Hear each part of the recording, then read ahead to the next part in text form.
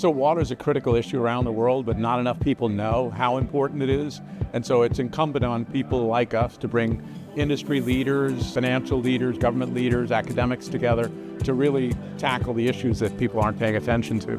We definitely need to change the way we think about water. Water is important, and we tend to open the tap and think it's just there, but it's not actually, not so easy at least.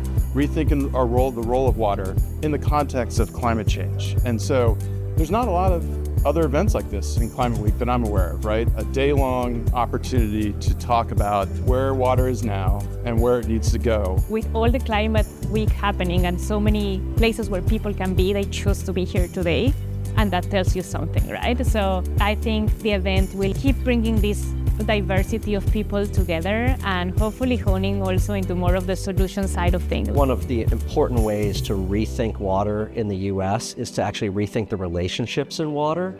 Too often, people are in their silo and not collaborating with other parts of the water sector or areas that are water adjacent. And I think it's really important to leverage all the skills and expertise and abilities of these different parts of the sector to make progress. One of the reasons I was really excited about coming to the conference today, Rethinking Water, is because we have people from across all of the different stakeholder groups. So in fact, the session that I led today wasn't just about water technology and about water as an instrumental part of climate change and climate impact, but the fact that it's all stakeholder groups that need to get together in order to advance climate action and specifically water action. The level of practitioner, kind of the senior level of regulator that are coming now that recognize the value of this conference has really gone up over time because it really is that intersectionality between practitioners and financiers that I think it brings a different tint to this conference than I see at a lot of the other ones I go to. So water, at least in the Northeast, we have plenty of it, and apparently it's one of the areas where we're going to have more water than less.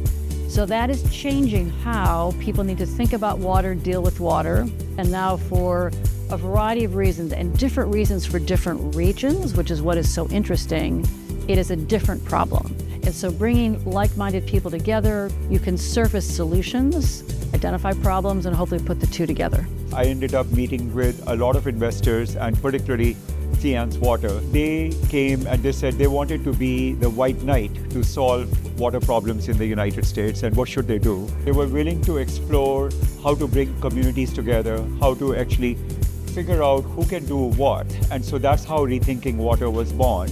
It's been a pleasure to be at Rethinking Water. I live and work in India. I run a research and innovation lab in water called Well Labs. I was honored to be part of the Ramanathan Climate Conversations, which is this year's topic focused on water in India.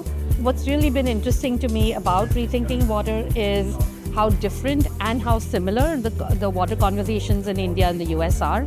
And just listening to some of the other panels, which were very much US focused, and being able to draw those contrasts was really interesting. There are so many problems to solve in water, locally, globally, and those problems can be solved. Those problems not only can be solved, but just yield tremendous impact, right? So if there's somebody who's new into the workforce, there's no better, I think, industry to come into than water, because you can make a difference for the next 30 years.